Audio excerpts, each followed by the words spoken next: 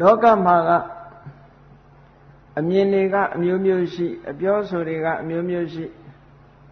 တချို့နိုင်ငံသားတွေကအဘိဓမ္မာဟာဘုရားဟောမဟုတ်ဘူးလို့ဘုရားဟောအဖြစ်လက်မခံလို့ကြဘူးလက်မခံဘူးဘာထောက်ထားနဲ့လက်မခံတာတော့လို့ဆိုတော့တင်ပြထားတဲ့စာပေအရေးသားတွေနဲ့ချိန်ပြီးတော့သူကလက်မခံဘိဓမ္မာဟာနောက်မှရေးထားတဲ့ကျမ်းတွေပဲလို့ဒီလို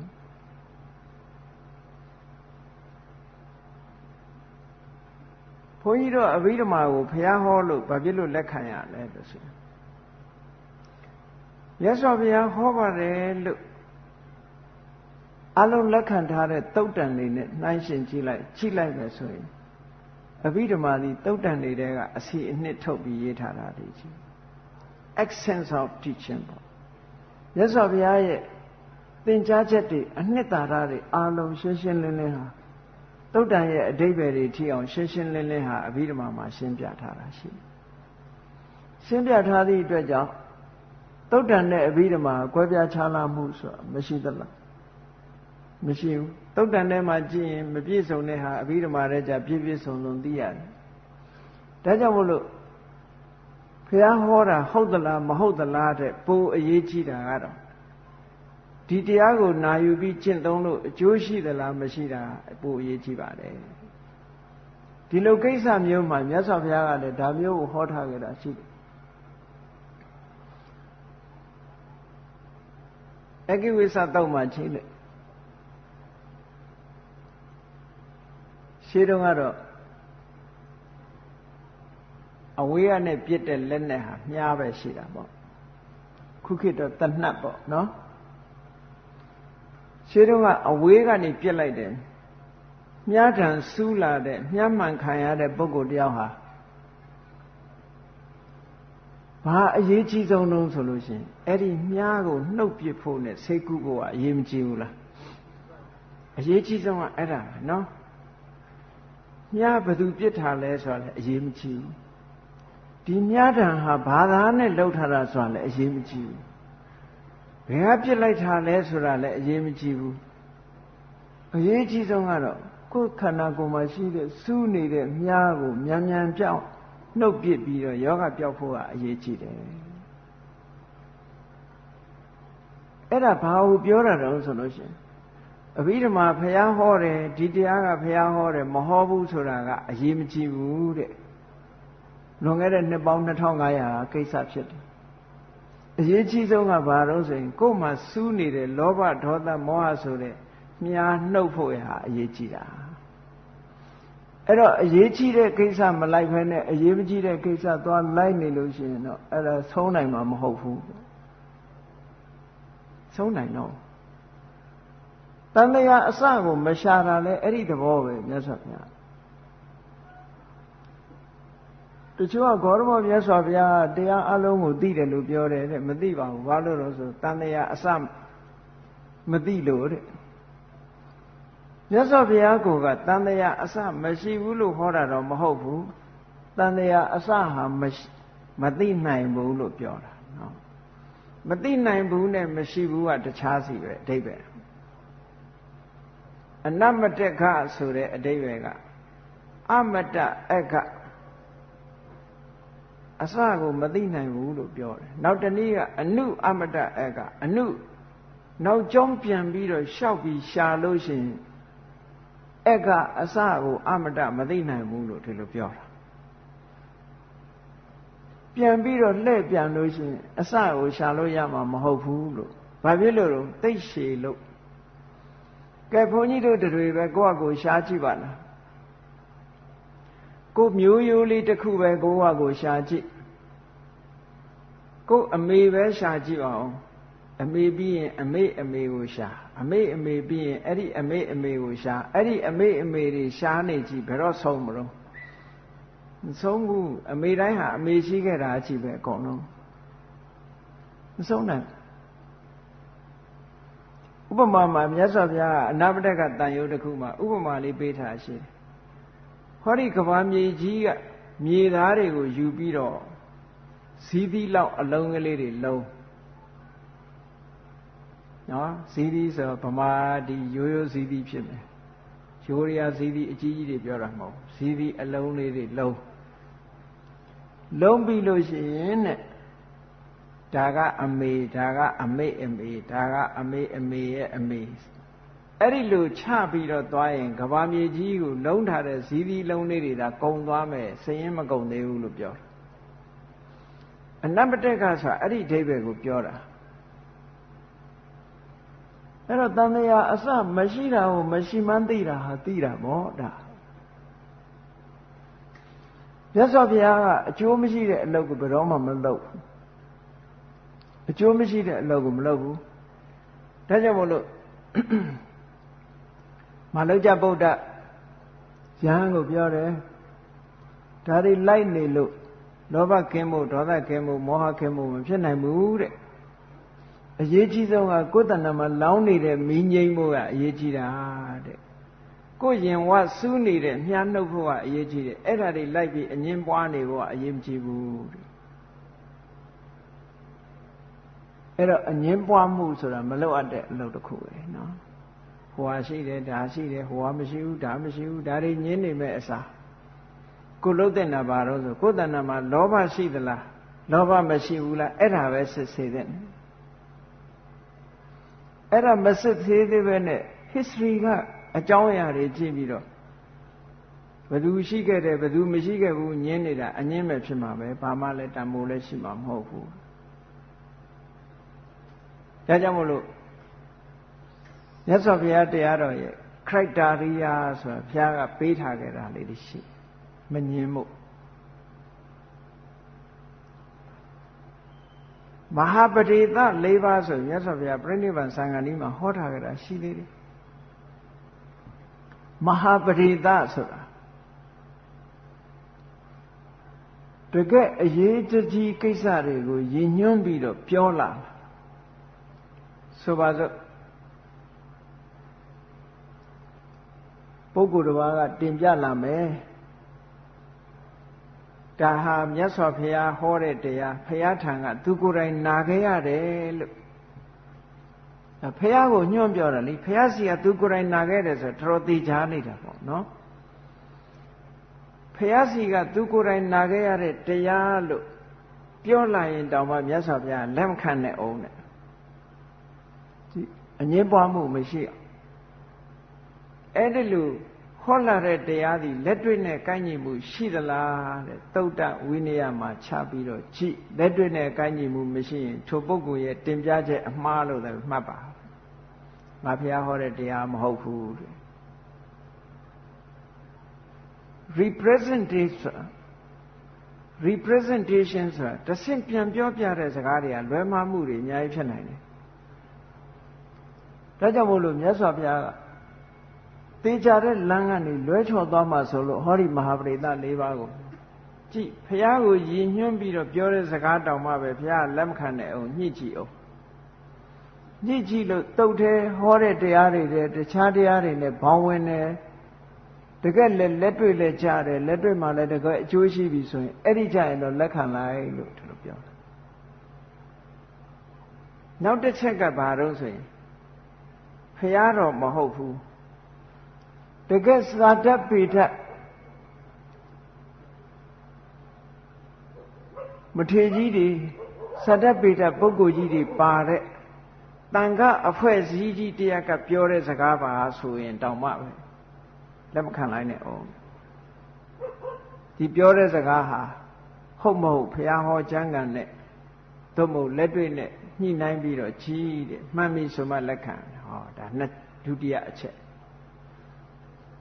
တတိယအချက်ကြတော့ကျောင်းတိုက်ကြီးတတိုင်းမှာရှိတဲ့စာတတ်ပေတတ်ဂူတော်တွေအများစုကပြောတဲ့စကားဆိုပြီးမှဒါဘုရားဟောပါလို့ပြောလာလို့ရှိရင်ဟုတ်မဟုတ်ကိုစာပေကျမ်းဂန်နဲ့နှိုင်းရှင်သို့မဟုတ်လက်တွေ့နဲ့ကြည့်ပြီးမှသာလက်ခံရမယ်လို့ဒီလိုပြောတယ်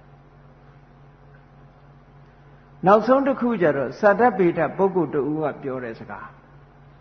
အဲ့ဒီပုဂ္ဂိုလ်တူကပြောတဲ့စကားဟာအမှန်လို့ယူဆလို့မရဘူးတဲ့ဘာလို့ဆိုလို့ရှင်မြတ်စွာဘုရားဟောတဲ့တရားနဲ့ကိုက်မကိုက် လက်တွေ့နဲ့ကျင့်သုံးမှုနဲ့ကြိုက်မကြိုက်ဒါတွေကိုပြန်ပြီးတော့ညှိနှိုင်းပြီးမှသာလက်ခံရမယ်လို့မြတ်စွာဘုရားကကုသိနာယုံအသွားမှာဘောဂနဂရဆိုတဲ့မြို့လေးအနီးမှာရှိတဲ့အာနန္ဒာဆိုတဲ့ဇေဒီမှာဒီစကားကိုခဏခဏဟောခဲ့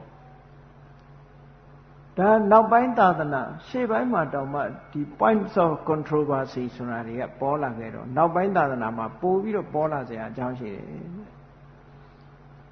ဒါကြောင့်မို့လို့အငင်းပွားမှုဆိုတာမျိုးတွေကိုတော့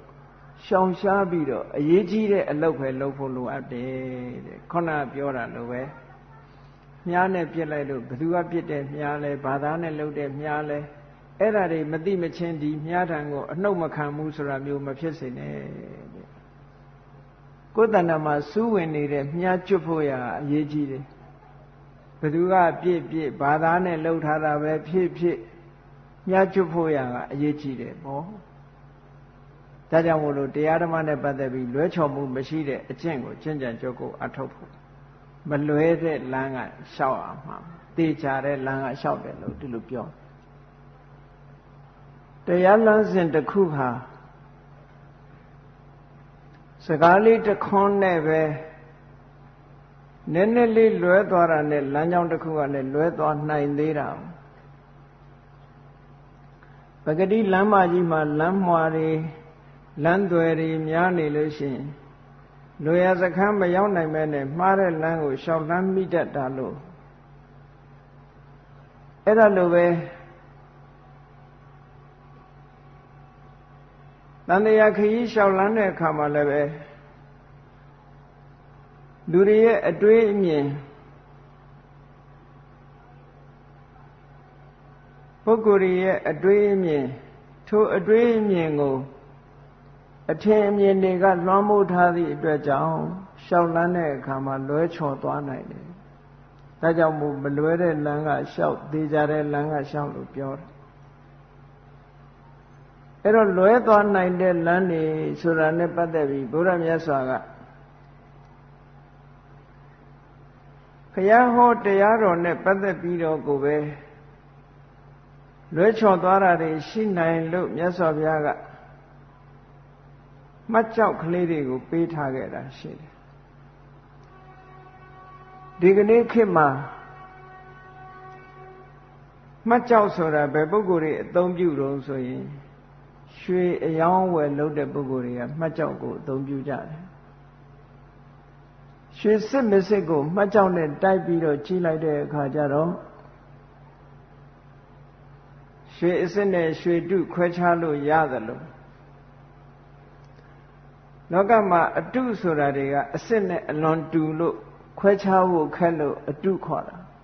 တုထားတဲ့ဟာဆိုအလွန်တူတယ်ပေါ့အတုနဲ့အစစ်ဆိုတာတခါတရံခွဲခြားဖို့အလွန်တရာခက်တယ်ခွဲခြားဖို့ခက်သည့်အတွက်ကြောင့်ခွဲခြားပြီးတော့မြင်နိုင်တဲ့နီလန်းကလေးတွေပေးထားရတယ်ရွှေမှာအစစ်အတုရှိတယ်စိန်မှာအစစ်အတုရှိတယ်ကျောက်တံပရမများတွေမှာလည်းအားလုံးအစစ်အတုရှိတယ်ထို့တူပဲတရားဓမ္မမှာလည်းအစစ်အတုရှိတယ်တဲ့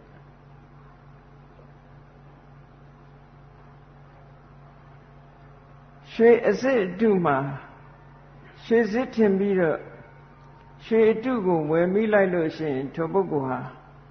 အများကြီးဆုံးရှုံးသွားတယ်ဆုံးရှုံးတယ်ဆိုတာတောင်မှတဘဝပဲဆုံးရှုံးတာပါဒီတဲ့ပို့ပြီးတော့မဆုံးရှုံးဘူးတရားအတုကိုလိုက်နာကျင့်သုံးပြီဆိုလို့ရှိရင်တန်တရားခရီးကြီးပါဆုံးရှုံးနိုင်တယ်အဲ့ဒီဆုံးရှုံးမှုကပိုကြီးတယ်လို့ပြောတာနော်ဒါကြောင့်မို့လို့တရားဓမ္မကိုကျင့်သုံးလိုက်နာကြရတဲ့ဆိုတဲ့နေရာမှာလည်းပဲအစစ်အတုခွဲခြားတတ်ဖို့စံကလေးတွေမှတ်တမ်းတင်ထားဖို့လိုသေးတယ်ဒီကနေ့ခေတ်မြန်မာနိုင်ငံမှာဓမ္မဂတိကဆရာတော်တွေဘုရားမြတ်စွာဟောကြားတော်မူခဲ့တဲ့ပိဋက30နိကေ9ရပ်တပည့်ခန္ဓာပေါင်း84,000ကထုတ်လုပ်ပြီးတော့ဟောကြတယ်ဘုရားဟောတရားတိုင်းဟောတာဆိုလို့ရှိရင်တော့လွဲเสียအကြောင်းမရှိဘူးသို့သောမိမိတို့ရဲ့ကိုယ်ပိုင်အာဘော်ကလေးတွေထည့်ပြီးပြောသွားတာကြတော့လွဲသွားနိုင်သေးတယ်လွဲသွားနိုင်တော့ အငြင်းပွားစရာလေးတွေဖြစ်ပေါ်လာတတ်တယ်ဓမ္မနဲ့ပတ်သက်တဲ့အငြင်းပွားစရာလေးတွေဖြစ်ပေါ်လာတပားကလည်းဒါဖျားဟောလို့ပြောသွားတယ်နောက်တပားကလည်းဒါဖျားဟောတာမဟုတ်ဘူးလို့ပြောသွားတယ်ဟောဒါအငြင်းပွားစရာတစ်ခုဖြစ်လာတပားကဒါပိဋကတ်ထဲပါတယ်တပားကပိဋကတ်စာပေထဲမပါဘူးလို့ဆိုလို့ရှိရင်အငြင်းပွားစရာတစ်ခုဖြစ်လာတယ်ပေါ့အဲ့ဒါလို့အငြင်းပွားစရာတွေမရှိဘူးမဟုတ်ရှိတန်တရားသာသနာတော်ရဲ့သမိုင်းမှာမြောက်များစွာပေါ်ထွန်းခဲ့တာဒါကြောင့်အဘိဓမ္မာ9ကျမ်းမှာအပါဝင်ဖြစ်တဲ့ကထာဝတ္ထုကျမ်းဆိုတာအဲ့ဒီအယူဆရေးရာတွေနဲ့ပတ်သက်ပြီးတော့မတူညီတဲ့အယူဝါဒတွေဖြည့်ရှင်းဆုံးဖြတ်ပေးတာကထာဝတ္ထုဆိုတဲ့အဘိဓမ္မာ9ကျမ်းနဲ့တကျမ်းဟာမတူညီတဲ့အယူဆတွေမှားယွင်းတဲ့အယူဆတွေကိုစစ်စစ်ဆုံးဖြတ်ပေးထားတဲ့ကျမ်းစာတစ်ခုဖြစ်တယ်အဲ့ဒါကြောင့်မို့လို့ကထာဝတ္ထုကိုဘာသာပြန်တာမြန်မာနိုင်ငံကအရင်တော့ကရစ်မျိုးမင်းကြီးဥရွှေစံအောင်ဆိုကဘာမှာပထမဆုံးပါဠိဘာသာကနေပြီးတော့အင်္ဂလိပ်ဘာသာပြန်ဆိုပေးတယ်သူပြန်တဲ့အင်္ဂလိပ်လိုနာမည်ကို points of controversy points of controversy ဆိုတာကအငြင်းပွားစရာအချက်များလို့ဒီလိုပြောတာနော်ဘုရားရဲ့တရားဓမ္မနဲ့ပတ်သက်ပြီးတော့လည်းအငြင်းပွားစရာအချက်ရှိတာအရာခသိမ်းမှာအငြင်းပွားစရာအချက်ဘုရားဟောတာကအငြင်းပွားစရာမဟုတ်ဘူးတင်ပြတဲ့ပုဂ္ဂိုလ်တွေရဲ့အယူအဆအတွေးခေါ်တွေနဲ့ပြောလိုက်ပြီဆိုရင်အငြင်းပွားစရာတွေအများကြီးဖြစ်သွားတယ်မြတ်စွာဘုရားဟောထားတဲ့တရားကတော့အမှန်တိုင်းပဲ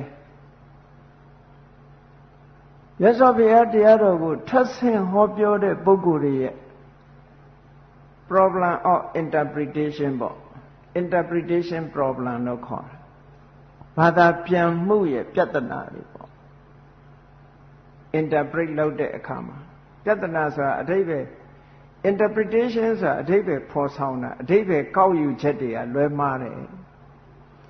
အဲ့ဒီလိုလွဲမှားစွာအဓိပ္ပာယ်ကောက်ယူလိုက်မယ်ဆိုလို့ရှိရင်လမ်းကြောင်းဟာလွဲသွားနိုင်တယ်ဘုရားရဲ့ဆိုလိုချက်တွေမြတ်စွာဘုရားရဲ့အာဘော်တွေမရှိတော့ဘူးပုဂ္ဂိုလ်တူတယောက်ရဲ့အာဘော်တွေဖြစ်သွားပြီးတော့လွဲမှားသွားတယ်ဒီလိုလွဲမှားမှုမျိုးကမြတ်စွာဘုရားလက်ထက်ကတည်းကကိုရှိခဲ့တာဒီကနေ့ခေတ်မှာလည်းရှိနိုင်တာပဲဘုရားလက်ထက်ကတည်းကရှိနေတယ်မြတ်စွာဘုရားကိုယ်တိုင်တစ်ခါတစ်ခါဖြည့်ရှင်းဆုံးဖြတ်ပေးရဖြည့်ရှင်းဆုံးဖြတ်လို့လွဲမှားတဲ့အယူဆတစ်ခုစွန့်လွတ်သွားတဲ့ပုဂ္ဂိုလ်ရှိတယ်လို့စွန့်လွတ်မှုမရှိတဲ့ပုဂ္ဂိုလ်လည်းရှိတာဘုရားကိုယ်တိုင်ရှင်းလင်းပြတာတောင်မစွန့်လွတ်တဲ့ပုဂ္ဂိုလ်တွေရှိသေးတယ်ဘယ်သူတွေတုံးဆိုလို့ရှိရင်မြတ်စွာဘုရားလက်ထက်ကတာတိဆိုတဲ့ယဟန်တာတိဆိုတဲ့ယဟန်တို့အရိဋ္ဌဆိုတဲ့ယဟန်တို့အရိဋ္ဌဆိုတဲ့ကိုယ်တော်ကမြန်မာလိုပြောရင်ဥရိဋ္ဌပေါ့နော်အဲ့ဒီဘုန်းကြီးကဇာတပေတဘုန်းကြီးတစ်ပါးပဲအဲ့တော့ဘုန်းကြီးတွေလည်းဇာတပေတဆိုတဲ့အတိုင်းမလွဲမှားဘူးလို့မအောင်မေ့နဲ့အရိဋ္ဌဆိုတဲ့ယဟန်ဇာတပေတယဟန်ကြီးသို့တော့သူ့ရဲ့အတွေးခေါ်မှားယွင်းမှုကြောင့်သူတင်ပြတဲ့စကားရဟာချွတ်ချော်တိမ်ပါ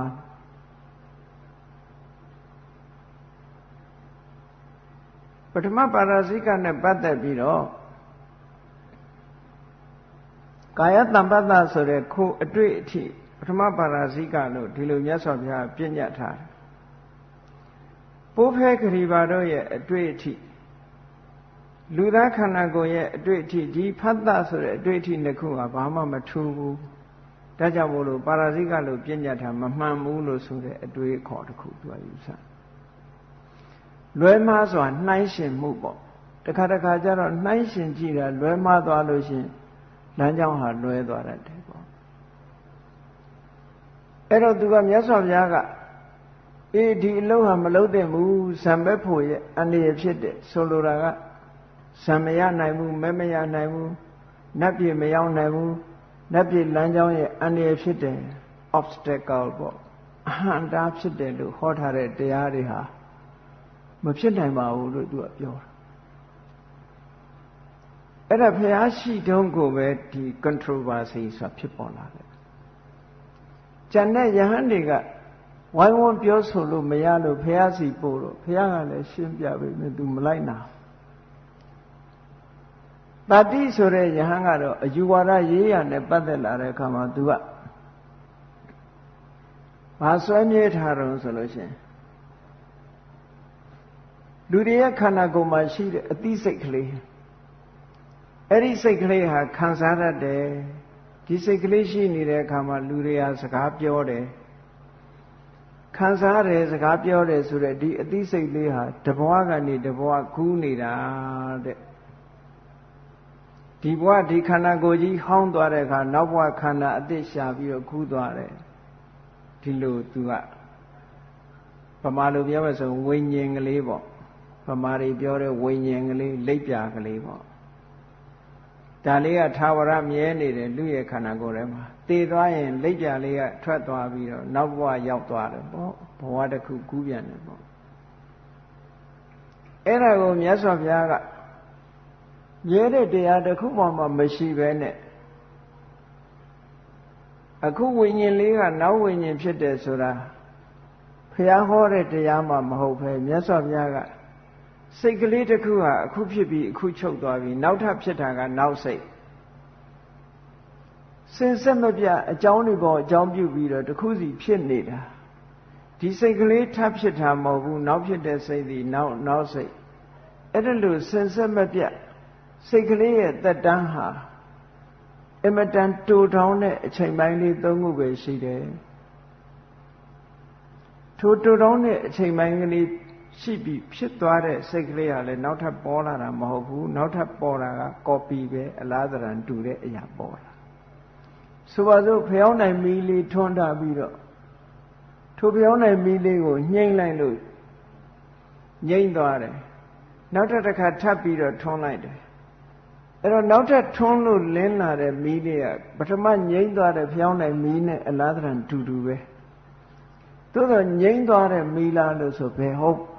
ငြိမ့်သွားတဲ့မီးကဘယ်တော့မှပြန်မလာတော့ဘူးထို့တူပဲစိတ်ဟာဖြစ်ပြီးပြတ်သွားတဲ့စိတ်ဟာဒီစိတ်ကလေးကတော့ဘယ်တော့မှပြန်မပေါ်ဘူးနောက်ထပ်ပေါ်တာကနောက်စိတ်ပဲအဲ့တော့မြဲတဲ့ဝိညာဉ်ဆိုတာမရှိနိုင်ဘူးလို့မြတ်စွာဘုရားရှင်းပြပေမဲ့လို့တာတိယဟန်ကသဘောပေါက်သွားတာမရှိဘူးတဲ့အဲ့ဒါကြောင့်မို့လို့မြတ်စွာဘုရားရဲ့တရားဓမ္မတွေကိုနာယူတဲ့အခါမှာတိမ်ဆောင်သွားနိုင်တယ်တဲ့ဗမာပြည်မှာလဲဟိုဆရာတော်ကဒီလိုဟောတယ်ဒီဆရာတော်ကဒီလိုဟောတယ်နဲ့ဒါမျိုးတွေဖြစ်ပြီးတော့တန်တရားမဖြစ်ကြရလေအောင်စာရဲပါတယ်ဆိုတာလဲအဓိကမဟုတ်ဘူးစာရဲမပါဘူးဆိုတာလဲအဓိကမဟုတ်ဘူးမြတ်စွာဘုရားဟောကြားတော်မူခဲ့တဲ့အဓိကသေချာတဲ့လမ်းဆိုတာဘာတော့ဆိုcriteria မှတ်ကြောက်ကလေးတစ်ခုမိတွေတော်ဂေါရမေကြီးကိုမြတ်စွာဘုရားကသင်ပေးသွားတယ်တယောက်ယောက်ကလာပြီးတော့ဒါဘုရားဟောပါလို့လာပြောမယ်ဓမ္မမှန်ကန်တဲ့တရားဝိနည်းဘုရားရဲ့အဆုံးအမဝိနည်း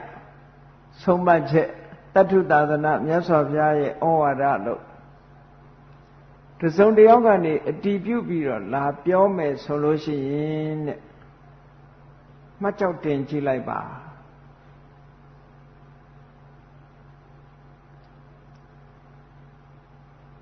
ဘုရားရဲ့ဓမ္မဝိနည်းတတ္ထုသာသနာအဆုံးအမတရားတော်မှန်လို့ရှိရင်တဲ့ရှိနေတဲ့အတွေ့အတာတွေယော့သွားရမယ်မုန်းတီးတဲ့စိတ်တွေယော့သွားရမယ်တန်တရားဖြစ်ပြီးတော့အမှန်ကန်မသိတဲ့မောဟတွေယော့သွားရမယ်နောက်ဆုံးမှယော့သွားပြီးလုံးဝပျောက်ကွယ်သွားစေနိုင်တဲ့စွမ်းအားရှိတယ်အဲ့ဒါလို့မဟုတ်ဘဲနဲ့ လောဘတွေတိုးလာမယ်ဒေါသတွေတိုးလာမယ်မောဟတွေတိုးလာမယ်ဆိုရင်ဒါဘုရားအဆုံးမဟုတ်ဘူးလို့သိချဆုံးဖြတ်လိုက်ဒီကျင့်စဉ်တစ်ခုကိုကျင့်လို့ကိုယ်တဏ္ဍာမှာလောဘနည်းသွားသလားဒေါသနည်းသွားသလားမောဟနည်းသွားသလားဒါအဓိကကြတယ်လောဘလည်းနည်းမသွားဘူးဒေါသလည်းနည်းမသွားဘူးမောဟလည်းနည်းမသွားဘူးအကုသိုလ်တွေလည်းနည်းမသွားပဲနဲ့အကုသိုလ်တွေတိုးတာလာတယ်ဆိုလို့ရှိရင်ဒါမှားတဲ့အကျင့်ဘုရားဟောတဲ့တရားမဟုတ်ဘူးလို့မြတ်စွာဘုရားကဒီလို criteria မှတ်ကြောက်တစ်ခုပေးထားတယ်အဲ့ဒီစံနဲ့ပဲတိုင်းတာပြီးတဲ့အခါကျတော့မှားတယ်မှန်တယ်ကိုဆုံးဖြတ်ရမယ်ကျန်တဲ့ history တို့ဘာလို့ဆိုတော့သိပြီးတော့အရေးပါလာတာမဟုတ်ဘူးပေါ့အရေးကြီးတုန်းကဒီတရားကိုလက်ခံကျင့်သုံးလိုက်လို့ကိုယ်တဏ္ဍာမှာအသိဉာဏ်တွေတိုးတက်လာသလားသို့မဟုတ်အသိဉာဏ်ဘက်ကဆုတ်ယုတ်သွားသလားစိတ်သဘောထားကောင်းမွန်တဲ့စိတ်သဘောထားတွေတိုးတက်လာသလားကောင်းမွန်တဲ့စိတ်သဘောထားတွေဆုတ်ယုတ်သွားသလားသူတော်ကောင်းစိတ်ပိုပြီးတော့ဝင်လာသလားသူတော်ကောင်းစိတ်ညော့နေသွားသလားကြည့်လေတချို့တရားလိုက်နာကျင့်သုံးလာတဲ့အခါကျတော့မဖြစ်လာတော့ဆိုလို့ရှိရင်မာနတွေဝင်လာငါလိုတတ်တဲ့လူမရှိဘူးငါပို့တာတယ်ဗမာပြည်မှာလည်းတခါတလေပေါ်သေးတယ်လေတရားသိသွားပြီဆိုလို့ရှိရင်အေးဘုန်းကြီးတောင်ရှင်းမခိုးတော့ဘူးဆိုတဲ့အနေအထားမျိုးဖြစ်သွားခါတိုင်းကဘုန်းကြီးကိုရှ िख ိုးတယ်တန်ဃာဆိုတဲ့အနေနဲ့လေးစားပြီးတော့ရှ िख ိုးတယ်အဲ့ဒီတရားကျင့်ပြီးတဲ့နောက်ကြလို့ရှိရင်ဘုန်းကြီးကိုရှ िख မခိုးနိုင်တော့ဘူးဆိုတော့မာနတွေပိုတက်သွားတဲ့သဘောပဲဒါမာနဆိုတာကုသိုလ်လားအကုသိုလ်လားလို့မေးလို့ရှိရင်အကုသိုလ်ပဲကိုယ့်ရဲ့အရည်အချင်းကိုတန်ဃာတဲ့တာတယ်ဆိုတဲ့အနေအထားမျိုးထိအောင်မြင့်ပြီးတော့ကိုဟာကိုယ့်အနေနဲ့အယူတည်ပေးရမယ့်ပုဂ္ဂိုလ်မရှိတော့ဘူးလို့ဒီလိုထင်လာတာဟာဒါမာနဝင်လာမာနဝင်တာမှမသိအောင်တစ်ခါကြတော့သိမ်မွေ့ပြီးတော့သွားတယ်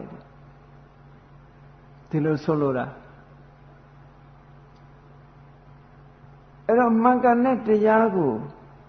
သိရှိနားလည်လာတဲ့ပုဂ္ဂိုလ်ကအဲ့ဒါလို့မဟုတ်ဘူးသိလာပြီဆိုလို့ရှိရင်ယုတ်တိလေးစားလိုက်တဲ့ပုဂ္ဂိုလ်တို့ဘယ်သူမဆိုယုတ်တိလေးစားဆက်ဆံနိုင်တဲ့အနေအထားမျိုးရှိလာတယ်အလုံးပေါ်မှာမေတ္တာထားနိုင်တဲ့စိတ်ဓာတ်တွေရှိလာတယ်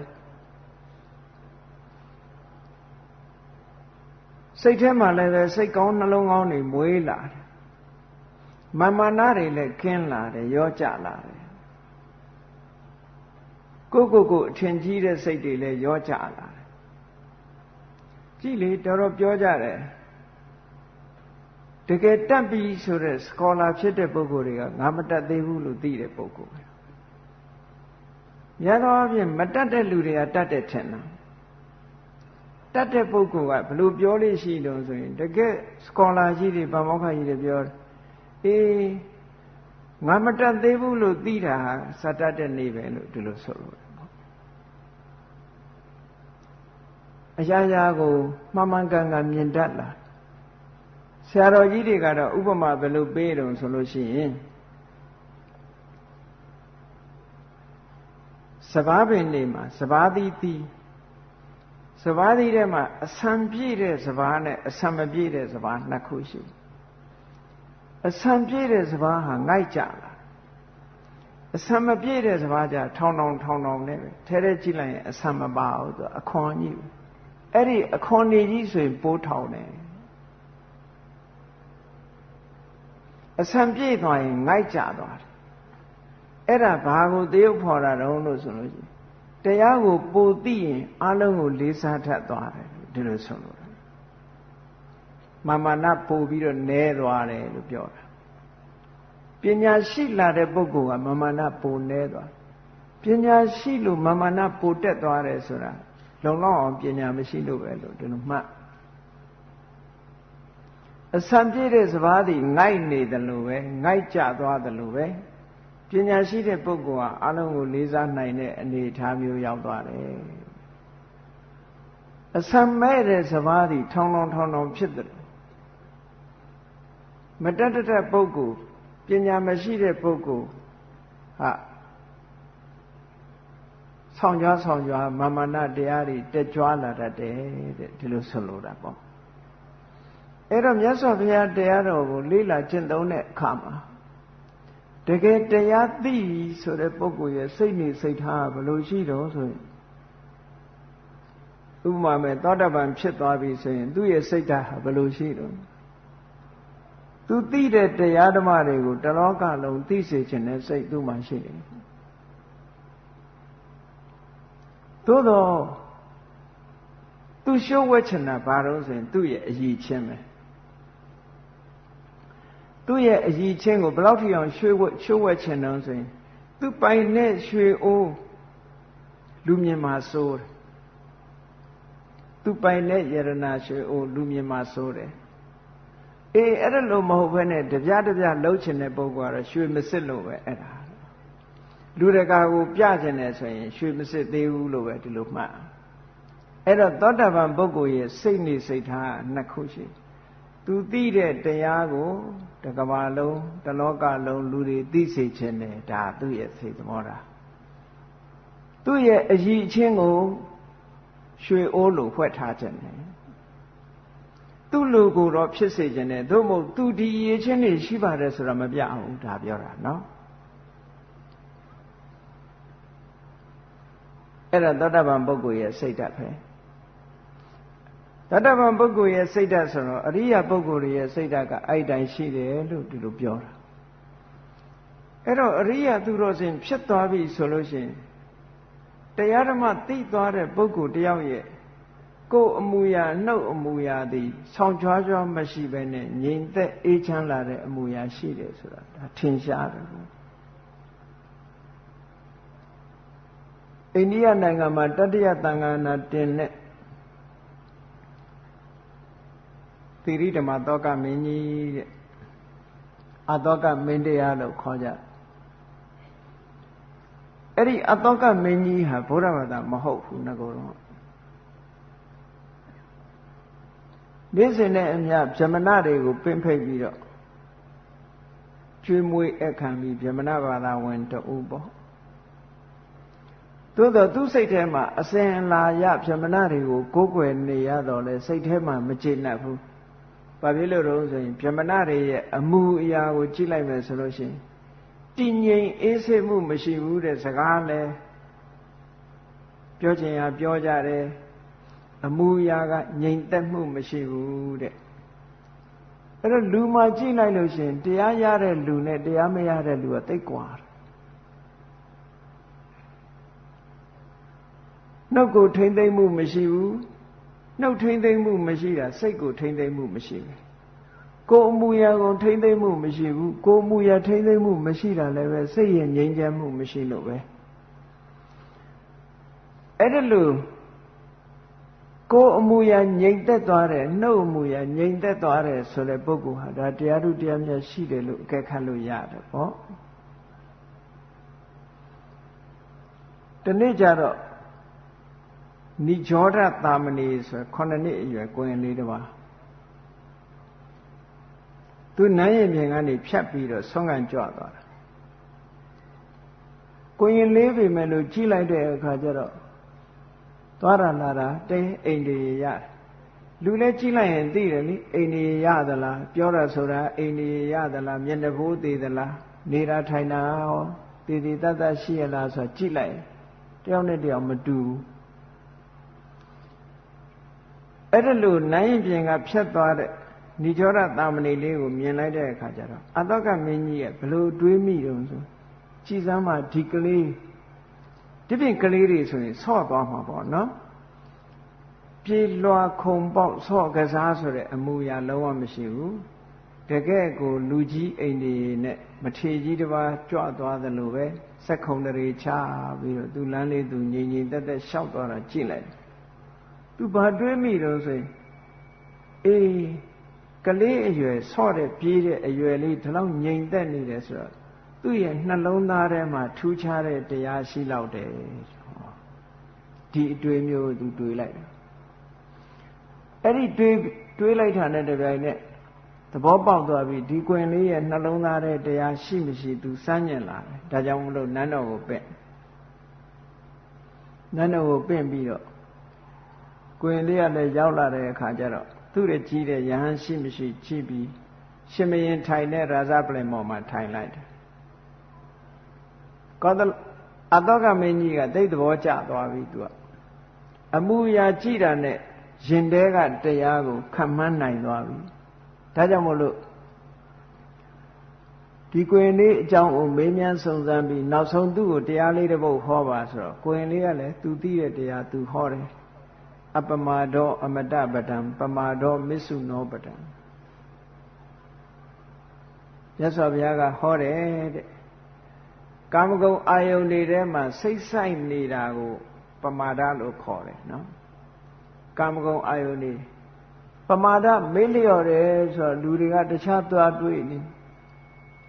မေ့လျော့တယ်ဆိုတာဘာမှမလုပ်ဘဲနဲ့မေ့နေတာလူတွေပြောကြတယ်လေအရာထဲဟာငါသွားเสียရှိတယ်မေ့နေလိုက်တာအဲ့ဒီအမေ့မျိုးကိုပြောတာမဟုတ်ဘူး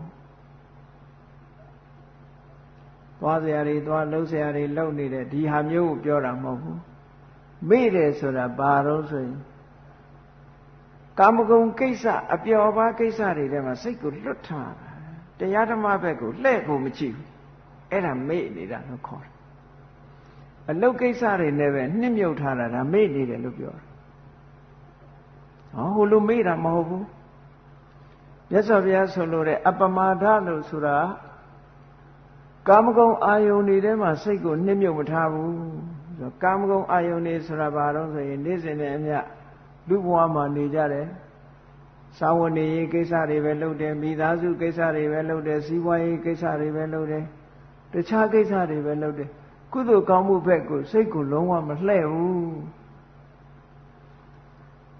အဲ့ဒါလို့တာမန်ကိစ္စတွေထဲမှာစိတ်ကိုနှစ်မြုပ်ထားတာကိုမေ့တယ်လို့ပြောတာအဲ့ဒါကိုပြောတာပမာဒဆိုတာအဲ့ဒါကိုဆိုအပမာဒဆိုတာအဲ့ဒါပြောတာမဟုတ်ဘူးတဲ့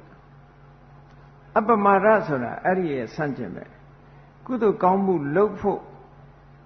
စိတ်ကိုဥတည်လာတာဒါနကောင်းမှုလုပ်ဖို့စိတ်ကိုလှည့်လာတယ်သီလဘက်ကိုစိတ်ကိုလှည့်လာတယ်သမာဓိဘက်ကိုစိတ်လှည့်ထားတယ်ဒီကိစ္စတွေကပိုအရေးကြီးတယ်လို့တတိထားလာတယ်အဲ့ဒါအပမာဒပဲပမာဒောသဗ္ဗပမာဒောသဗ္ဗဝိပတ္တိနံမူလံကာမဂုဏ်အာယုန်တွေထဲမှာစိတ်ကိုနှစ်မြုပ်ထားတာဟာပျက်စီးမှုအလုံးရဲ့အခြေမြစ်ပဲလို့ဆိုလို့ပျက်စီးမှုအလုံးဆိုတာကာမဂုဏ်အာယုန်တွေထဲနှစ်မြုပ်ထားတော့တရားဓမ္မလမ်းကြောင်းနဲ့သွေဖယ်ပြီးတော့နေသည့်အတွက်ကြောင့်အကုသိုလ်တွေလုံးမိတယ်အကုသိုလ်တွေလုံးမိတဲ့အတွက်ကြောင့်ဘဝကြီးတစ်ခုလုံးပျက်စီးသွားတယ်တန်တရားထဲမှာနစ်မြုပ်သွားတယ်ဒါပျက်စီးခြင်းပဲအဲ့လိုမဟုတ်ဘဲနဲ့ကာမဂုဏ်အာယုန်တွေဘက်ကိုသာအချိန်မဖြုံးပဲနဲ့တရားဓမ္မဘက်ကိုဥလီပြီးတော့တရားဓမ္မကိုတတိယထားတာတတိထားလာတာလူဘဝရလာရင်ဒါနကောင်းမှုလည်းလုပ်ရမယ်သီလကောင်းမှုလည်းစောင့်တည်ရမယ်ဘာဝနာကောင်းမှုလည်းလုပ်ရမယ်တရားဓမ္မဟာမမေ့လျော့တဲ့မူအခြားကိစ္စဆိုတာဘဝတစ်ခုရလာသည့်အတွက်ကြောင့်မတတ်တာလို့လုံးကြရတဲ့အလုပ်တစ်ခုအနေနဲ့ထားတယ်တရားဓမ္မကအဓိကအလုပ်လို့ဆိုတာကိုသိမြင်လာပြီဆိုရင်ဒါအပမာဒလို့ခေါ်တာပေါ့အဲ့ဒါကိုကိုရင်လေးကရှင်းပြီးတော့ဟောတယ်အပမာဒောအမတပဒံကာမဂုဏ်အာယုန်တွေကစိတ်ကိုခွာပြီးတရားဓမ္မပဲဥလဲပြီးတော့နေတဲ့အပမာဒတရားဟာအစင်ထာဝရသေးမသေးရတဲ့နိဗ္ဗာန်ရဲ့အကြောင်းတရားဖြစ်ပါတယ်တဲ့ပမာဒောမစ္ဆုနောပဒံကာမဂုဏ်အာယုန်တွေထဲမှာဥလဲထားမယ်ဆိုလို့ရှိရင်တန်တရားထဲမှာခဏခဏမွေးဖွားရတော့ခဏခဏသေရခြင်းရဲ့အကြောင်းဖြစ်ပါတယ်အပမတ္တာနာမိယန္တိယေပမတ္တာယထာမတာ ကာမဂုဏ်အာယုန်ဒီဘက်သာဥလှဲ့မနေပဲနဲ့တရားဓမ္မဘက်ကိုဥလဲပြီးတော့မမေ့မလျော့တဲ့ပုဂ္ဂိုလ်တွေဟာကုသိုလ်ကောင်းမှုရေးရမှာသူသေးနေတာမဟုတ်ဘူးတဲ့ကောင်းတဲ့ဘက်ကိုဥလှဲ့ပြီးတော့လှုပ်နေသည့်အတွက်ကြောင့်မသေးတာနဲ့တူတူပဲတဲ့ဟောဒီစကားလေးကိုဟောလိုက်တဲ့အခါကျတော့အတောကမင်းကြီးကသဘောကျပြီဘုရားဘာသာပဲခုပြောင်းသွားတာကြည့်မှန်ကန်တဲ့အတွေးနဲ့ဒီအရိယသူမွန်တွေရဲ့အနေအထားဆိုတာအဲ့ဒါမျိုးလို့ဒီလိုဆိုလို့ရတယ်ပေါ့အရိယပုဂ္ဂိုလ်ရဲ့အနေအထားအဲ့လိုရှိအဲ့တော့ယဉ်ကျေးလာတဲ့တိမ်မွေးလာတရားဓမ္မတစ်ခုတရားနာလိုက်သည့်အတွက်ကြောင့်ကိုယ်စိတ်ဟာယဉ်ကျေးလာသလားလောဘတွေနည်းလာသလားဒေါသတွေနည်းလာသလားအရင်တုန်းကတနေ့ကိုစိတ်10ခါလောက်ဆိုရင်အခုတရားနာပြီးတဲ့နောက်မှာတစ်ခါတောင်မှပဲအနိုင်နိုင်ဆိုတော့တယ်ဆိုဒါတိုးတက်မှုလို့ခေါ်တာပေါ့လောဘဖြစ်တဲ့အကျင့်လဲနည်းလာပြီဒေါသဖြစ်တဲ့အကျင့်လဲနည်းလာပြီဆိုရင်ဒါတိုးတက်မှုအဆင့်လို့ပြောတယ်မြတ်စွာဘုရားကလည်းအဲ့ဒီစံကိုပေးထားခဲ့တာတရားမှန်သလားမှားသလားဆိုတာအဲ့ဒီစံနဲ့ပဲတိုင်းပါတဲ့ criteria လို့ဆိုတယ်ဒီစံနဲ့ပဲဒီမှတ်ကြောက်ပုံမှာတင်ကြည့်ပါသူများကိုသွားမေးเสียမလိုဘူးကိုယ့်ရဲ့တိုးတက်မှုဆိုးရုံမှုသည်ကိုယ့်ပေါ်မှာသာရှိပါတယ်ဒါကြောင့်မို့မြတ်စွာဘုရားကသုတ်တန်တစ်ခုမှဆိုဟောထားတယ်သူများစိတ်ကိုမသိချင်နေပါစေတဲ့ကိုယ်စိတ်လေးတော့ကိုသိအောင်ကြိုးစားပါလို့ပြောတယ်သူများစိတ်သိဖို့ဆိုတာလွယ်တာမဟုတ်ဘူးလေများသောအားဖြင့်လူတွေကသူများအကြောင်းသိဖို့ကြိုးစားကြတာများကိုယ်အကြောင်းတော့ကိုသိတယ်ထင်တာ哦အဲ့တော့ကိုယ်အကြောင်းကိုကိုသိအောင်ကြိုးစားပါအထူးသဖြင့်ကိုယ်စိတ်လေးကိုသိအောင်ကြိုးစားပါလို့ဒီလိုပြောတာ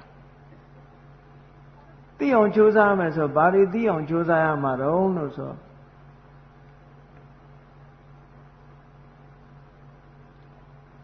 ငါစိတ်ထဲမှာတွေ့တာတဲ့မမောတဲ့အတွေ့အတာကြီးတဲ့တဏှာလောဘစိတ်တွေဘယ်လောက်ထိအောင်ရှိတယ်လဲအတိုင်းတာဘယ်လောက်ထိရှိတယ်လဲ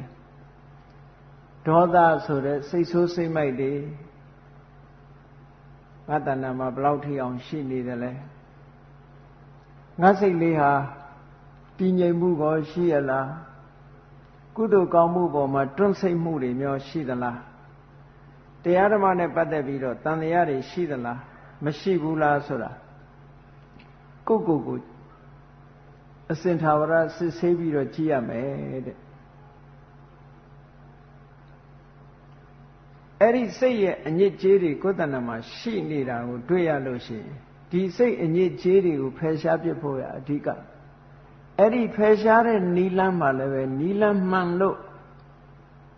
နီလန်းမှန်နဲ့ကျင့်ကြံကြိုးကုပ်အားထုတ်လိုက်လို့ရှိရင်ထိုအညစ်အကြေးတွေဟာရော့တဲ့ရော့ပျောက်တဲ့ပျောက်သွားလို့ရှိရင်ဒါမှန်ကန်တဲ့တရားလို့ဒီလိုမှတ်ပါအဲ့ဒါလို့မဟုတ်ဘူးမှားရွံ့တဲ့တရားဆိုလို့ရှိရင်မြတ်စွာဘုရားဟောတဲ့တရားမဟုတ်ဘူးဆိုလို့ရှိရင်ဒီစံနှုန်းလေးနဲ့သတ်မှတ်ကြည့်လိုက်လို့ဒီစံနှုန်းနဲ့မကိုက်ညီဘူးဆိုရင်ဘုရားဟောတရားမဟုတ်ဘူးလို့ဒီလိုမှတ်ပါဒီလိုမြတ်စွာဘုရားကမိတွေ့တော်ဘောရမကြီးကိုဟောထားတာရှိအေးကောင်းပြီဘုရားမြတ်စွာကတေချာတဲ့လမ်းလို့ဆိုပြီးတော့သတ်မှတ်ပေးထားတာနိဗ္ဗာန်ခရီးကိုရှောက်လန်းတဲ့ပုဂ္ဂိုလ်တွေမှာတေချာတဲ့လမ်းဆိုတာရှိတယ်အဲ့ဒါကိုစာပေမှာအပ္ပန္နကပฏิပဒါအင်္ဂုတ္တရနိကေမှာလည်းပါတယ်အပ္ပန္နကပฏิပဒါနိဗ္ဗာန်လမ်းမပေါ်တက်ပြီးတော့ဆိုလိုတာကတရားဥတရားမြတ်ကိုရခြင်းပြီ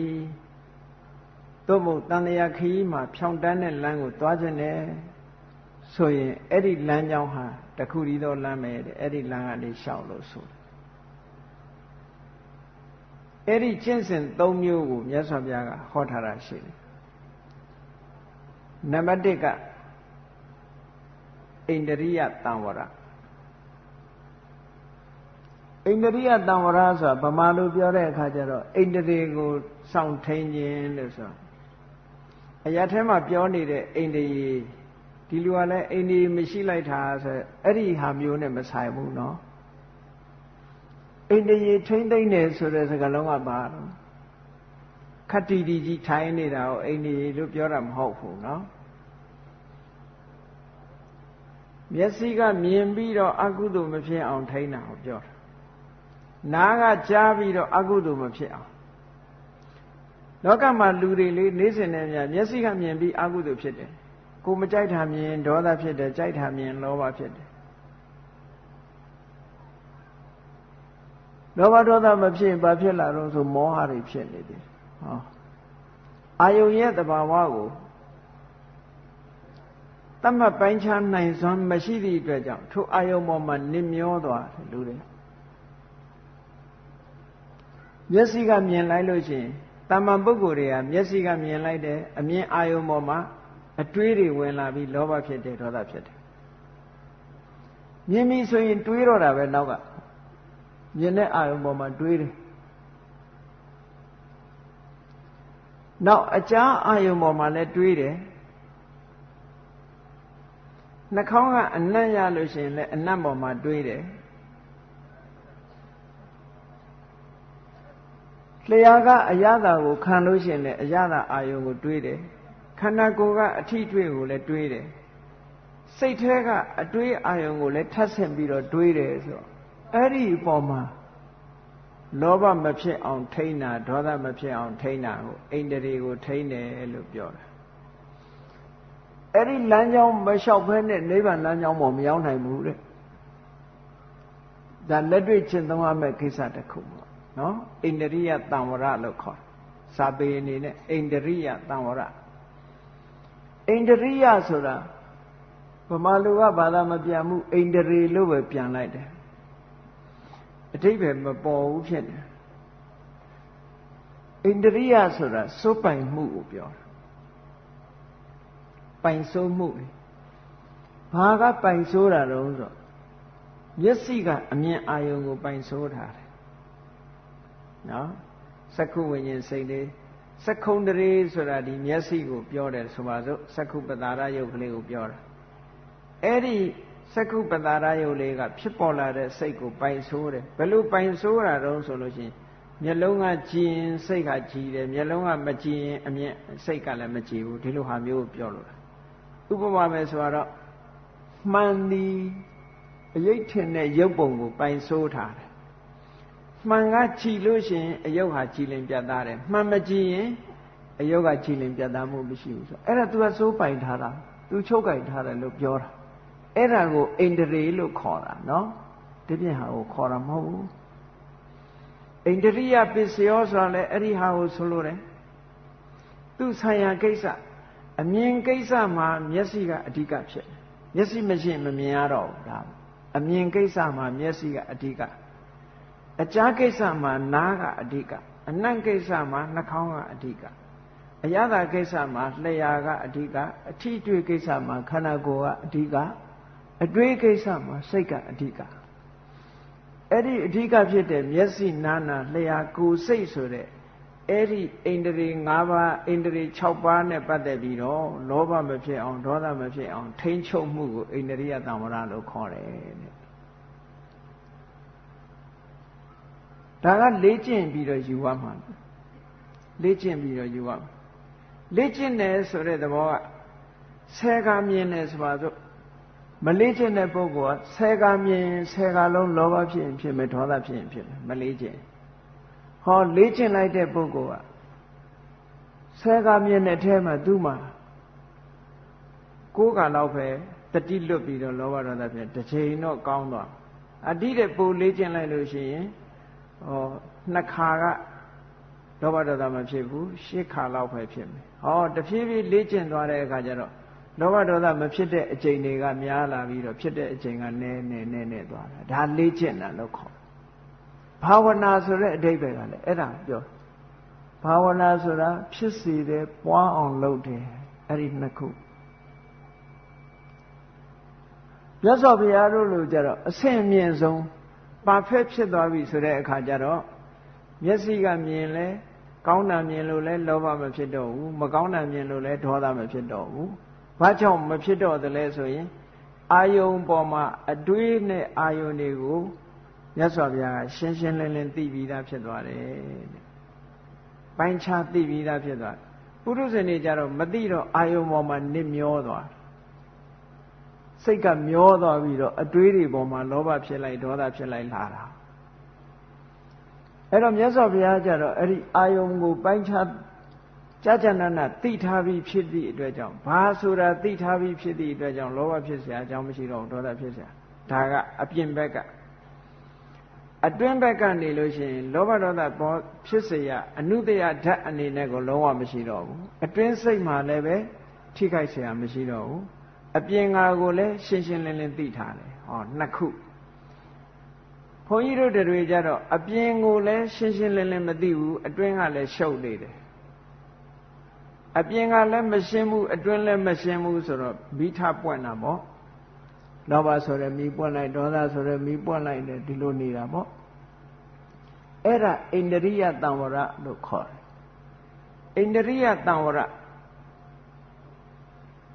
အိန္ဒြေကိုစောင့်စည်းနိုင်ပြီလောဘဒေါသမောဟအကုသိုလ်မဖြစ်အောင်ထိမ့်သိမ့်နိုင်ပြီဆိုရင်ဒါမှန်ကန်တဲ့လမ်းတစ်ခုရှောက်နေတာနောက်တစ်ခုကဘောဇနေမတ္တိညုတဘောဇနေမတ္တိညုတလူတွေဆိုတာအသက်ရှင်ဖို့အတွက်အာဟာရမပြတ်စားသုံးနေကြရအဲ့ဒီအာဟာရဆိုတာသိအရေးကြီးတယ်တရားထုတရားမြတ်ရဖို့လည်းပဲဟောဒီအာဟာရကဥပနိဒေယတတ္တိနဲ့ကျေစုပြုနိုင်အလုံးကြဘူးကြပါလိမ့်မယ်မာတိကာရွာကအမျိုးသမီးကြီးကုညီဆောင်းလျှောက်ပေးလို့ရဟန်းတော်တွေတရားထုရသွားကြတာလေတပ္ပယဖြစ်တဲ့အာဟာရနဲ့တပ္ပယမဖြစ်တဲ့အာဟာရဆိုတာနှစ်မျိုးရှိတယ်တပ္ပယဆိုတာမိမိအတွက်အကျိုးဖြစ်ထွန်းတဲ့အာဟာရမျိုးbeneficial ပေါ့အတ္တပယဆိုတာအကျိုးမဖြစ်ထွန်းဘူးအဲ့ဒီအာဟာရနဲ့အကျိုးဖြစ်ထွန်းတဲ့အာဟာရကိုစားတဲ့အခါကျတော့အသိဉာဏ်ကလည်းပို့ပြီးတော့ပွင့်လင်းလာပွင့်လင်းလာသည့်အတွက်ကြောင့်တရားသဘောကိုပို့ပြီးတော့သဘောပေါက်တယ်ဒါကြောင့်မို့လို့အာဟာရနဲ့ကင်းပြီးတော့မဖြစ်နိုင်ဘူးအာဟာရပေါ်မှာမှီပြီးတော့လူရဲ့အသက်ဟာလည်းတည်နေရတာဖြစ်သောကြောင့်အာဟာရကိုစားအဲ့ဒါလို့စားသုံးတဲ့အခါမှာမြတ်စွာဘုရားကမတ္တညူတဲ့အတိုင်းတန်ကိုသိဆိုတာဘာပြောတာလောကလူတွေကအစာစားတဲ့အခါမှာအစာရဲ့အကျိုးပြုမှုအဓိကအချက်ကိုမျက်ွယ်ပြုပြီးတော့အဓိကမဟုတ်တဲ့အပေါ်မှာရှေ့တန်းတင်လိုက်အဓိကအချက်ဆိုတာဘာတော့ဆိုရင်အစာစားတာဟာအသက်ရှည်ဖို့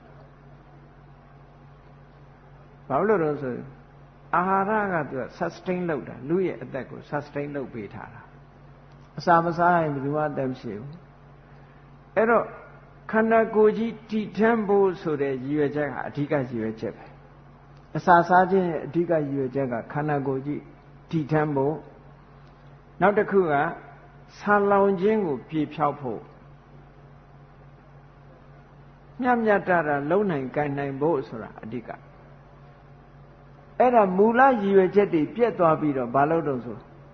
ဝအောင်စားတယ်လှအောင်စားတယ်နော်ကြိုက်လို့စားတယ်ဒါမျိုးတွေဖြစ်လာ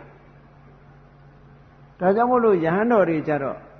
ဘောဇနိမတ္တညုအစာစားတာနဲ့ပတ်သက်ပြီးတော့မှန်ကန်တဲ့အတွေးတွေရအောင်လို့မြတ်စွာဘုရားက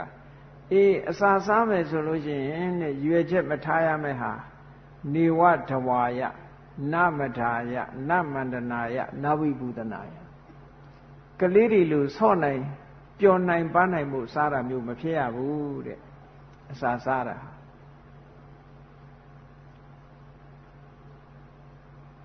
အစာစားပြီးတော့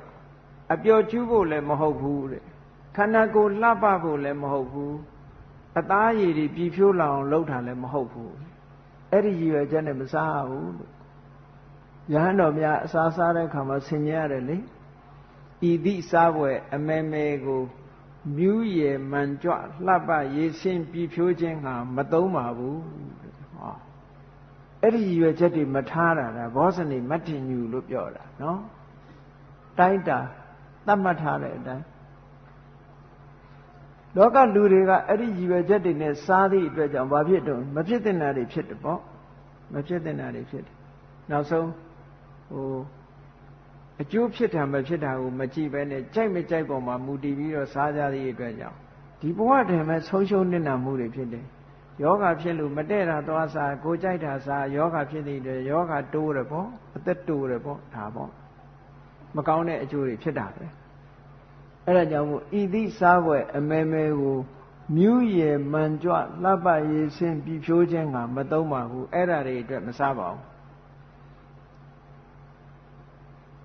လေးပြဓာတ်ဆောင်ဤကိုကောင်းသည်ရှိအောင်ဒီနေ့ဒါမူလရည်ပဲချက်အစာမစားရင်သိသွားမယ်ဒါကြောင့်မလို့ဓာတ်၄ပါးနဲ့ဖွဲ့စည်းထားတဲ့ဤခန္ဓာကိုယ်ကြီးတည်ထမ်းဖို့အတွက်စားပါတယ်လေးပြဓာတ်ဆောင်ဤကိုကောင်းသည်ရှိအောင်တင်လျက်အသက်မြတ်တမ်းနဲ့တက်တန်းစိတ်စိတ်နေပြီးတော့အစာအာဟာရပြည့်ပြည့်ဝဝနဲ့ဆိုရင်တက်တန်းစိတ်နေနိုင်တယ်အသက်မြတ်တမ်းမမောပညာဆိုပင်ပင်ပန်းပန်းမရှိပဲနဲ့ဖယားသာသနာကျင့်တဲ့ပြာကိုဒါထားတဲ့ရည်ပဲချက်ဖယားသာသနာကျင့်တဲ့ပြာကိုကျင့်ကြံကြုတ်ကုတ်အထောက်အမဲ့လုပ်ငန်းတွေသာသနာဗျမစရိယမေဃဗျမစရိယဆိုအကျင့်တဲ့ပြာကိုကျင့်မှနိုင်စေအဲ့ဒါတွေကျင့်မှုရည်ရွယ်ချက်နဲ့ထားတယ်ပြီးတော့စားတဲ့အခါမှာလည်းအကန့်အသတ်ကလေးရှိရမယ်တဲ့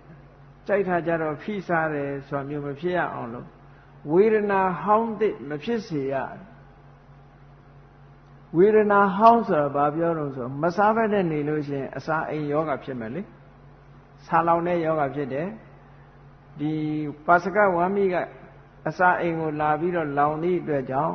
အစာအိမ်မှာအချင်းတွေပေါက်ပြီးတော့ဟုတ်လားအစာအိမ်ယောဂဖြစ်တယ်အဲ့ဒါဝေဒနာဟောင်း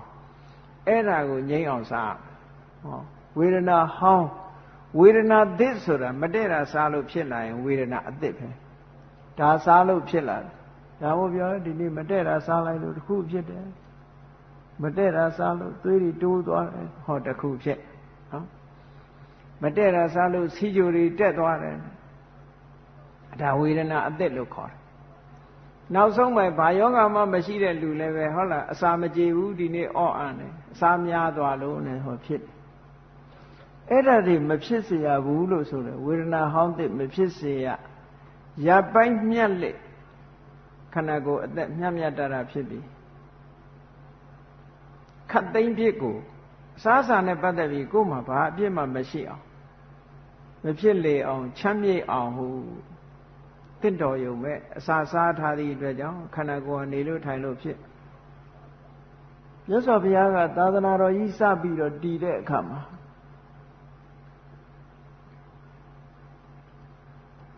ဘုန်းကြီးတွေကိုမွန်းလွဲချိန်မစားရဘူးလို့တခါတည်းမပြည့်ညတ်ဘူးရှေးသူတော်စင်တွေရဲ့အယူဆရှေးရိုးကျင့်လာတဲ့အကျင့်တစ်ခုကဒီနတ်နဲ့အာယုန်တက်ကနေပြီး12နာရီလို့ခေါ်တဲ့နတ်နဲ့စာတစ်ခုပဲစားဒါသူတော်ကောင်းတွေလေးလာတယ်တစ်ချိန်ပဲစားတယ်လို့ပြောတာထမင်းက2ထပ်ရှိတယ်ပေါ့အခုခေတ်တော့နောက်တိုင်းကဆို breakfast လို့ရှိတယ်နော် lunch ရှိတယ် supper ရှိတယ်နဲ့ပြောတယ် dinner ရှိသေးတယ်အဲ့မှာမြတ်စွာဘုရားက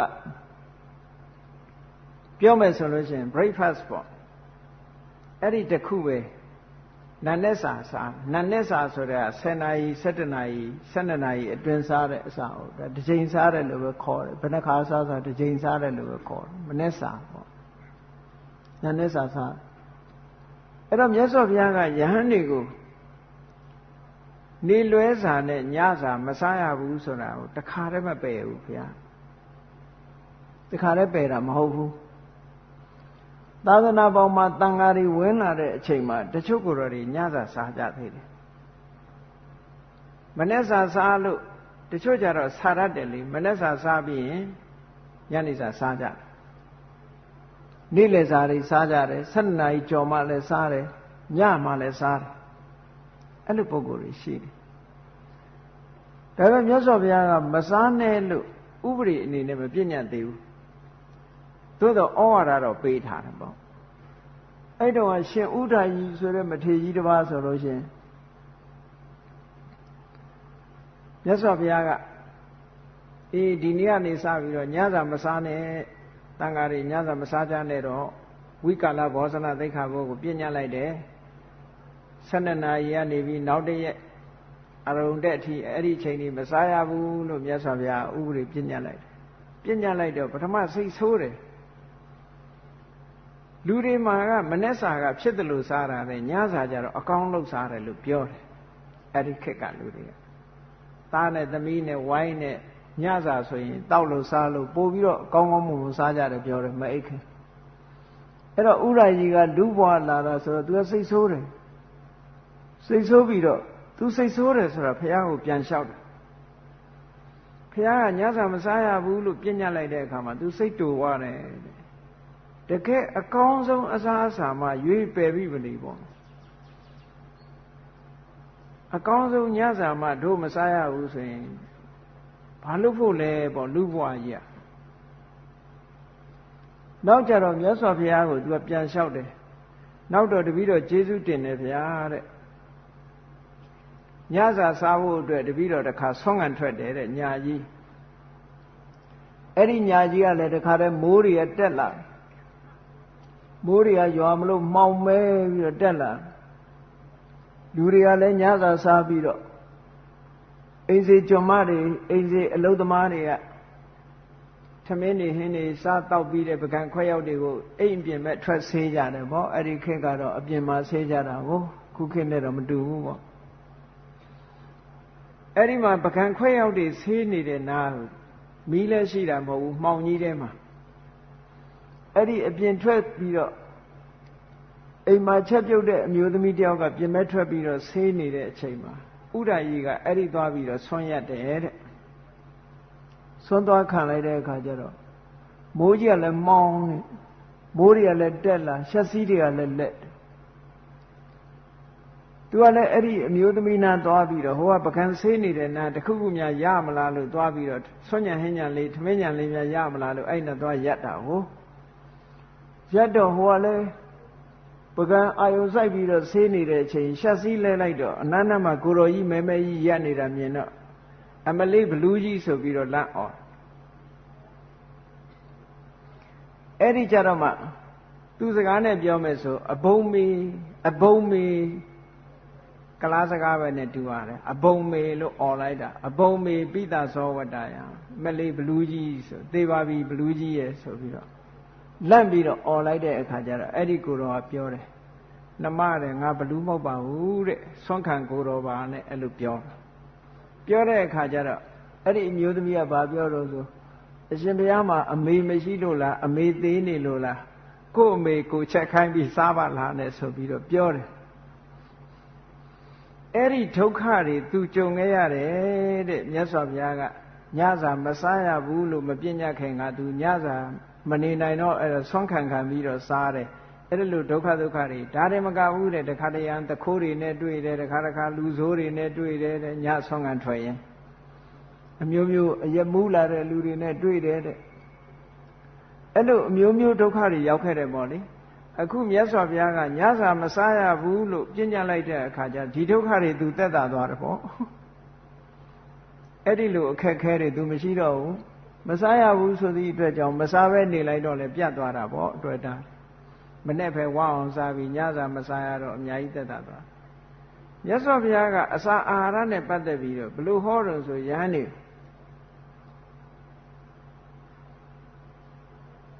ငါဟာဘုရားဖြစ်ကြတဲ့ကနေပြီးတော့နတ်နဲ့စာတစ်ထပ်ပဲစားတယ်စားသည့်အတွက်ကြောင့်ခွန်အားလည်းရှိတယ်ပေါ့ပါလည်းရှိတယ်ယောဂလည်းနည်းတယ်သင်တို့လည်းအဲ့ဒီတိုင်လိုက်နာကြမနဲ့စာတစ်ထပ်ပဲစားအထိုင်ထလည်းပေါ့ပါတယ်အင်အားလည်းရှိတယ်ဟောအဲ့ဒီလိုအကျိုးအပြစ်ကိုမြတ်စွာဘုရားကဟောပြီးတော့မှဒီတိက္ခာဘုတ်ကိုပြညတ်ထားပါ by force နဲ့လောက်တာမဟုတ်ဘူးတဲ့ဘုရားသာသနာဆိုလိုတာကအစားအသောက်နဲ့ပတ်သက်တော့မြတ်စွာဘုရားကချက်ချင်းကြီးမစားနဲ့လို့မပိတ်ဘူး မစားနဲ့လို့မပိတ်ဘူးတဖြည်းဖြည်းချင်းစီကံတတ်မှတ်လိုက်တာနောက်ဆုံးတော့ဒီကနေ့ခေတ်တတ်မှတ်ထားတဲ့အတိုင်းဟုတ်လားမုံမလွဲခင်အချိန်မနေ့ပိုင်းပဲတန်ဃာတွေစားရတော့တယ်ဒါနောက်ဆုံးပြညတ်လိုက်တဲ့အနေထားပေါ့အဲ့ဒီမှာခုနကရည်ရွယ်ချက်မှန်မှန်ကန်ကန်နဲ့စားလို့ရှိရင်ဘောဇနီမတ္တိညုတာတဲ့မှန်မှန်ကန်ကန်စားသည့်အတွက်ကြောင့်ဒါကလည်းပဲတရားဓမ္မကျင့်တဲ့အခါမှာအလွန်အထောက်အကူဖြစ်လို့တတိပေးတာမှန်ကန်တဲ့ကျင့်စဉ်တစ်ခုဒါလူပဲဖြစ်စေယဟန်တန်ဃာပဲဖြစ်စေလိုက်နာမယ်ကျင့်တစ်ခုပဲမှန်ကန်တဲ့ရည်ရွယ်ချက်လူ့ကြောင့်တွေကြတော့ဘယ်ချိန်စားဘယ်ချိန်မစားနဲ့ဆိုတာမျိုးမတတ်မှတ်ဘူးသို့တော့ကြည့်လေ10ပါးသီလဆောက်တည်လိုက်လို့ရှိရင်မနေ့စာပဲစားတော့ညပိုင်းစားတာကိုအာမပေးတော့ဘူးတရားထုတ်ဖို့ပိုရလာတယ်ခန္ဓာကိုယ်မှာစားပြီးလို့ရှိရင်ထမင်းစီရက်တယ်ဆိုပြီးတော့ဌိနမိတ်တာဝင်တတ်တယ်ဒါကြောင့်မို့အဲ့ဒီဌိနမိတ်တာမဖြစ်အောင်လို့ဆိုပြီးမြတ်စွာဘုရားအစာကိုလျှော့စားခိုင်းလိုက်တယ်အစာကိုလျှော့စားခိုင်းတဲ့ဒီအတွက်ကြောင့်ကျမ်းမာရေးလည်းပိုကောင်းလာတယ်လို့ပြောဒီကနေ့ခေတ်မြတ်စွာဘုရားရဲ့စနစ်အတိုင်းဆရာဝန်တွေကထောက်ခံတယ်ဘုန်းကြီးတွေကျမ်းမာကြတယ်တဲ့ဘာလို့ကျမ်းမာတော့ညသာမစားလို့လူတွေရဲ့ဗိုက်ထဲကဥကအမြဲလှုပ်နေရတယ်တဲ့တော့ကြတဆွဆွစားသည့်အတွက်ကြောင့်ဥကအနာမရဘူးလူကသာနာတယ်တော့ကြဟိုဟာလေးစားလိုက်ဒါလေးစားလိုက်ကိုကတော့ပါဇက်ကနေထည့်လိုက်တာပေါ့ထည့်လိုက်တဲ့အခါကျတော့အတွင်းကဥတွေကနေပြီးအစာဝင်လာရင်သူတို့ကငြိမ့်နေလို့မရဘူးအလုံးလုံးနေကြအဲ့တော့24နာရီမပြတ်ညလူကသာအိတ်တာဥကအိတ်လို့မရဘူးဖြစ်နေဘုန်းကြီးတွေကြတော့ညဥထဲမှာအစာမရှိတော့လူလည်းအိတ်ဥလည်းအိတ်ပေါ့အဲ့ဒါကြောင့်မို့လို့ကျမ်းမာရေးပိုကောင်းတယ်လို့ဒီလိုပြောတယ်ခုခေတ်ဒီကနေ့ခေတ်ဆေးပညာလည်းထောက်ခံတယ်အဲ့ဒီအချက်မြတ်စွာဘုရားကိုယ်တိုင်ကလည်းဗလံနဲ့လဟုတ်ဌာနခွန်အားလည်းရှိတယ်တဲ့ပေါ့ပါတယ်တဲ့နေရထိုင်ရတာဟောရတာမစားတဲ့အကျိုးဒါကြောင့်မို့လို့ဒါလည်းမှန်ကန်တဲ့ကျင့်စဉ်တရားပဲလို့ဆိုပြီးအပ္ပနကပฏิပဒါပဲနောက်ဆုံးတစ်ခုကဘာတော့ဆိုရင်ဇာဂရိယာနုယောဂတရားဓမ္မကိုကျင့်တဲ့အခါမှာနိုးနိုးကြားကြားကျင့်ရနိုးကြားမှု vigilance နိုးကြားနေတယ်ဆိုတာခုန mindfulness ကိုပြောတာ mindfulness ကိုပြောတာတတိပဌာန်ကျင့်စဉ်ကိုပြောဒါတရားကျင့်နေမှာ mindfulness မဟုတ်ဘူးလူရဲ့ဘဝမှာ mindfulness ဖြစ်ဖို့မြတ်စွာဘုရားကသင်ပေးတာဇာဂရိယနုယောဂဆိုတာတရားကျင့်နေတဲ့ပုဂ္ဂိုလ်တွေကိုဥတည်ပြောမယ်ဆိုလို့ရှိရင်လမ်းလျှောက်လိုက်ကျမ်းမာရေးအတွက်လမ်းလျှောက်ရင်လည်းကိုယ်စိတ်ထဲကအညစ်အကြေးတွေစိတ်ထဲမှာရှိနေတဲ့လောဘတွေဒေါသတွေမောဟတွေမဖြစ်ရအောင်ထိမ့်သိမ့်နေဖြစ်လာရင်ရှင်းပစ်တယ်ထိုင်းနေတယ်တရားအာယုန်တစ်ခုကိုယူပြီးတော့ထိုင်းနေတယ်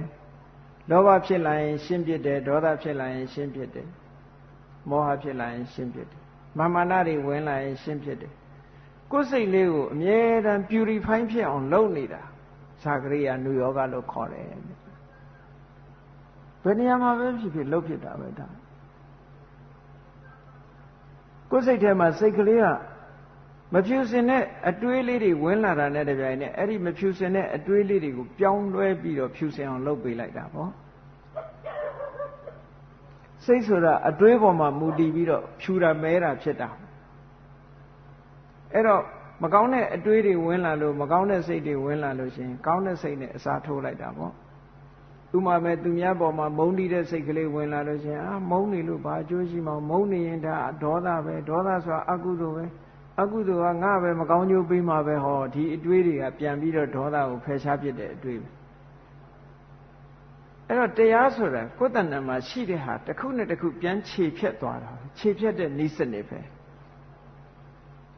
မုန်းတီးတဲ့နှလုံးသားပေါ်လာလို့ရှိရင်မေတ္တာနှလုံးသားနဲ့အစားထိုးပစ်တယ်လောဘဖြစ်လာလို့ရှိရင်အလောဘနဲ့အစားထိုးတယ်မောဟဖြစ်လာလို့ရှိရင်အမောဟနဲ့အစားထိုးလိုက်တယ်အဲ့ဒီအစားထိုးနေတာဒီပဲနဲ့တရားကျင့်နေတာတဲ့နော်တရားကျင့်နေတယ်ဆိုတာအဲ့ဒါအစားထိုးနေတာလောဘဖြစ်ရင်ဖြစ်မှန်းသိလိုက်တယ်မဖြစ်အောင်ထိန်းတယ်ဒေါသဖြစ်ရင်ဖြစ်မှန်းသိလိုက်တယ်မဖြစ်အောင်ထိန်းတယ်မောဟဖြစ်ရင်ဖြစ်မှန်းသိမဖြစ်အောင်ထိန်းလိုက်တယ်